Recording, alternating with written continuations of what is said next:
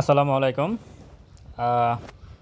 Market আপডেটে যদি বলতে চাই তাহলে এই মুহূর্তে 17.6 মাইনাস, সময় 1:30 বাজে, 1:40 মতো বা 36 যাই হোক। তো এই মুহূর্তে আসলে মার্কেট মাইনাস আছে।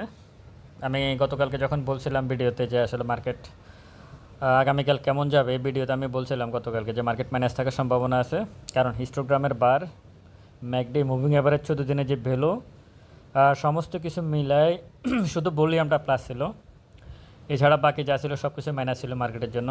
এবং দিন শেষে মার্কেট 11টার পরে, আজকে সকাল 11টার পরে কিন্তু মার্কেট মাইনাসের দিকে ব্যাক করছে।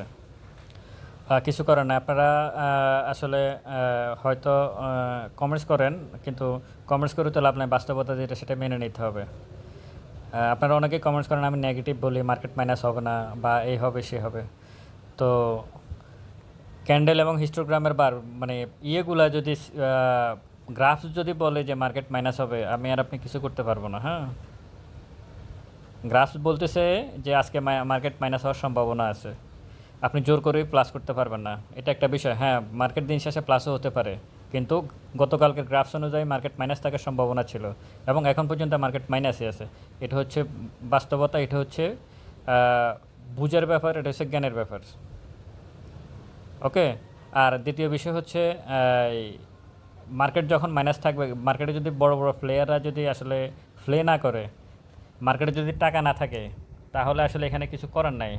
আপনি দেখেন এখানে 498 কোটি টাকার লেনদেন হলো 1:40 বাজে। এখন এখন থাকার কথা ছিল 900-1000 কোটি টাকার লেনদেন থাকার কথা ছিল, সেটা তো হচ্ছে না। যতক্ষণ পর্যন্ত মানি ফ্লো মার্কেটে না আসবে ততক্ষণ পর্যন্তই মার্কেট আসলে হবে না, মার্কেট প্লাস হবে না। আরও একটা শেয়ারের কথা আমি বারবার বলছি, গতকালকে ভিডিওটা দিয়েছিলাম সিপালস। এই শেয়ারটাতে সম্ভবত অনেক বিনিয়োগকারী আটক আছেন, অনেক বিনিয়োগকারী ভাই আটক আছেন। আপনারা দেখতেই পাচ্ছেন সিপালসের কী অবস্থা এখন। সিপালস কোথায়, উল্টো সাইডে হল্টেড হয়ে আছে এখন, দেখেন। হ্যাঁ, 46 টাকা আশেপাশে 10% কমে গেছে শেয়ার। তো আমি বারবারই বলছিলাম যে মার্কেট তার এটার কি বলে, গতকালকের ভিডিওতে বলছিলাম, আপনারা দেখে নেবেন সিফেলস বেস্ট হোল্ডিংস, এটার একটা ভিডিও দিয়েছিলাম গতকালকে। আমি ওখানে সিফেলসের ব্যাপারে বলছিলাম যে সে তার প্রাইস থেকে নিচে নেমে গেছে, আগের যে সাপোর্টটা ছিল তার থেকে নিচে নেমে গেছে। নিচে নেমে যাওয়ার কারণে এখন সে স্বাভাবিকভাবে নিচে পড়বে, এটা এটা বোঝা যাচ্ছে, মানে যে শেয়ারটা পড়বেই নিচে।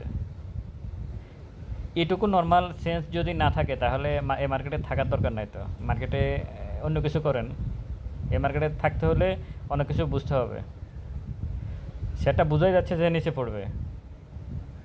সো এখনও সাপোর্ট পড়ে না, আগামীকালকেও সিপাস নিচে পড়তে পারে, সম্ভাবনা আছে। আজকে তো এখন হল্টেড হয়ে গেছে, আগামীকালকেও সিপাস নিচে পড়তে পারে, অস্বাভাবিক কিছু না। কারণ তার বড় একটা পুরোটা আজকে সারাদিনে সিপাস তার এটার কী বলে ডাউন ট্রেন্ডে ছিল। আপনি 1 মিনিট ছাটে দেখেন, সারাক্ষণে সে এটার কী বলে ডাউনে ছিল এবং বিশাল বিশাল সেল হয়েছে সিপেলস। তো আপনারা ইনভেস্ট করার সময় একটু সাবধানে করবেন, আর আসলে কি বলি এগুলো বোঝার চেষ্টা করবেন। শুধু উল্টাপাল্টা কমেন্টস করে দিলেই নিজের জ্ঞান বা নিজের অস্তিত্ব জাহির করার কিছু নাই। হ্যাঁ, আপনার জায়গা থেকে আপনি জানেন, আমার জায়গা থেকে আমি জানি। ভালো থাকবেন সবাই, আসসালামু আলাইকুম।